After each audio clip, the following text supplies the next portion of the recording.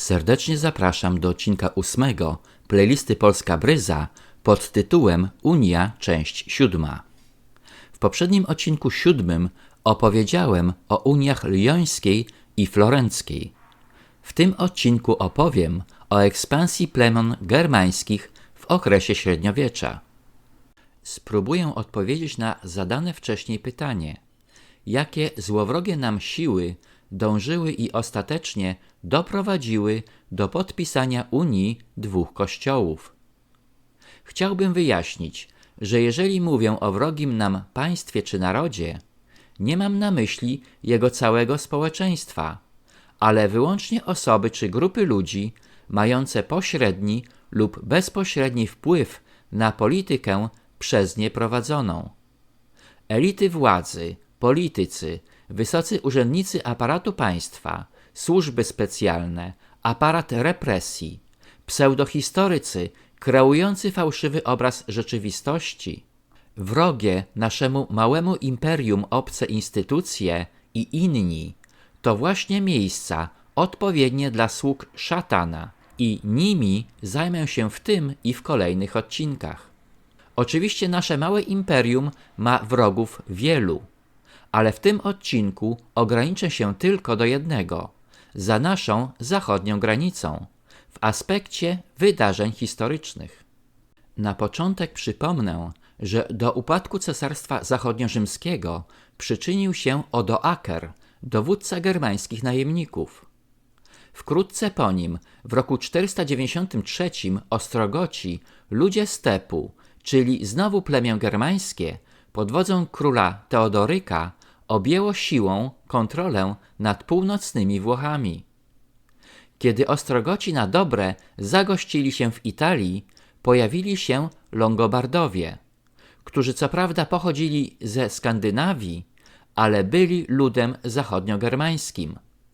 To Longobardowie, czyli lud germański, stworzył w VI wieku w północnej Italii Królestwo Longobardów. Jednakże Germanom, czyli przodkom Niemców, nie zależało wyłącznie na bogactwie i władzy świeckiej, gdyż zapragnęli sięgnąć wyżej i zawładnąć również duszami narodów. To właśnie król zachodniogermańskiej federacji plemion Pepin Krótki założył w 756 roku państwo kościelne i nadał prawo do władania państwem papieżowi Stefanowi II. W tym miejscu napotykamy na ciekawe informacje dotyczące Stefana II, a w zasadzie ich brak. Stefan II był papieżem zaledwie 4 dni i umarł podobno z powodu udaru mózgu. Ponieważ w momencie wyboru na papieża nie miał święceń biskupich, dlatego też przez całe średniowiecze nie był wymieniany na liście papieża, aż do XVI wieku. Kiedy w końcu pojawił się na tej liście, jego imię figurowało tylko do roku 1960, kiedy je usunięto. Powstaje pytanie, kim był naprawdę Stefan II i dlaczego król germański wybrał go na papieża. Powróćmy do Franków, kolejnego plemienia germańskiego, którego królem był również Pepin Krótki i którego zastąpił 24 września 768 roku dużo groźniejszy Karol I Wielki. Karol I Wielki stworzył pierwsze europejskie imperium germańskie od czasu upadku Cesarstwa Zachodniorzymskiego i nawet 25 grudnia 800 roku został cesarzem rzymskim. Jego stanowisko cesarza nie było żadnym zaskoczeniem, gdyż to Germanie, czyli przodkowie Niemców, założyli państwo kościelne. Przeskoczę teraz w czasie do XI i XII wieku, czyli czasów krucjat, a więc wypraw zbrojnych podejmowanych na wezwanie papieży głównie przez rycerstwo chrześcijańskie w okresie średniowiecza. Skoro Germanie mieli bezpośredni wpływ na papieży, nic dziwnego, że obok rzekomych obrońców wiary templariuszy pojawili się krzyżacy, czyli zakon niemiecki znany pod nazwą Zakonu Szpitala Najświętszej Marii Panny Domu Niemieckiego w Jerozolimie. Członkowie zakonu krzyżackiego wywodzili się wyłącznie ze szlacheckich rodzin niemieckich. Jak wiemy z poprzedniego odcinka, bratanie się z krzyżakami nie wyszło Rzeczypospolitej na dobre. Mało tego, papież Honoriusz III, ich papież, zapewnił krzyżakom ochronę przed odpowiedzialnością prawną za wcześniejsze czyny we wszystkich państwach chrześcijańskich. Z krzyżakami współpracowali m.in. Prusacy, jak również państwa Świętego Cesarstwa Rzymskiego. Prusy, a w zasadzie Królestwo Prus, było królestwem niemieckim, powstałym z Brandenburgii i Prus książęcych.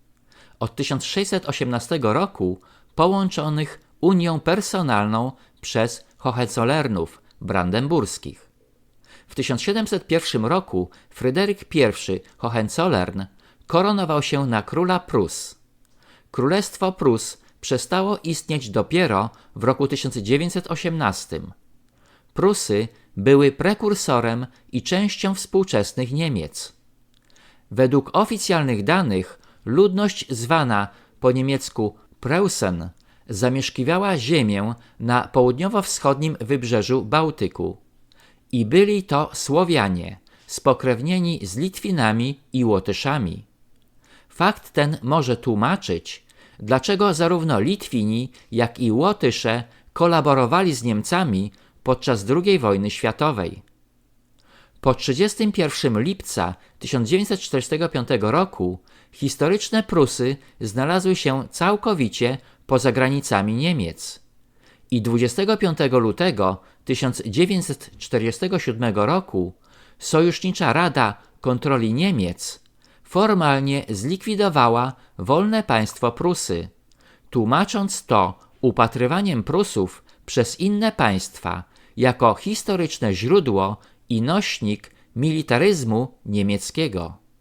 Święte Cesarstwo Rzymskie, nazywane potocznie I Rzeszą Niemiecką, było obszarem pod panowaniem cesarza rzymskiego, stanowiącego kontynuację Cesarstwa Zachodniorzymskiego. Rdzeniem cesarstwa było Królestwo Niemieckie oraz Królestwo Włoch, Królestwo Burgundii i Królestwo Czech. Początkowo Święte Cesarstwo Rzymskie składało się z kilkudziesięciu i ostatecznie ponad 100 niepodległych państw i państewek, uznających symboliczną zwierzchność cesarza. Święte Cesarstwo Rzymskie oznaczało ciągłość pomiędzy chrześcijańskim cesarstwem rzymskim a godnością cesarską udzieloną przez papieża najpierw Karolingom, królom Franków, a potem władcom Niemiec, Ludolfingom. Nazwa Święte Cesarstwo Rzymskie pojawiła się w 1254 roku, a w 1441 jego nieoficjalna nazwa brzmiała Święte Cesarstwo Rzymskie Narodu Niemieckiego, podkreślająca niemieckie ambicje narodowe i przynależność godności cesarskiej do monarchów wybieranych przez kraje niemieckie. Przy okazji wypraw krzyżowych warto wspomnieć o fakcie powstania Cesarstwa Łacińskiego, nazywanego również Łacińskim Cesarstwem Konstantynopola. Cesarstwo to zostało utworzone przez krzyżowców podczas czwartej wyprawy krzyżowej po zdobyciu Konstantynopola. Pierwszym cesarzem został hrabia Flandrii, Baldwin I, koronowany 16 maja 1204 roku. Cesarstwo Łacińskie istniało w latach 1204–1261, a po jego upadku tereny przez nie zajmowane powróciły do Cesarstwa Bizantyjskiego. Wracając do Niemców. Otóż w 1526 roku powstała monarchia Habsburgów, nazywana Austrią, której władcy pochodzili z dynastii Habsburgów i pełnili jednocześnie funkcje arcyksięcia Austrii, króla Czech, króla Węgier oraz władcy podległych im krajów i terytoriów.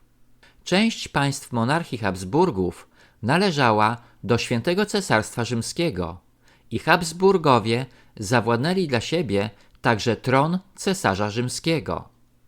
Państwa monarchii Habsburgów zostały zjednoczone w Cesarstwo Austrii 11 sierpnia 1804 roku, a 2 lata później Franciszek II Habsburg rozwiązał Święte Cesarstwo Rzymskie. Habsburgowie są starą dynastią niemiecką, założoną przez Guntrama Bogatego w X wieku. Nazwa dynastii wywodzi się od zamku Habsburg, pierwszej posiadłości rodu, położonego w kantonie Aargau w Szwajcarii.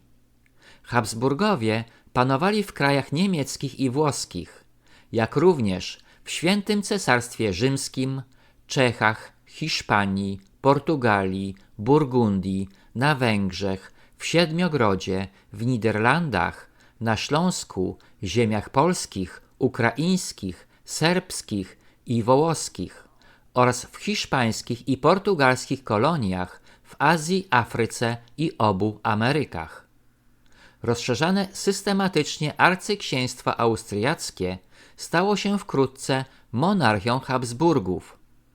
Co prawda dynastia wygasła w linii męskiej w 1740 roku, ale jej potomkowie nadal żyją i posługują się tytułem arcyksiążęcym i nazwiskiem von Habsburg.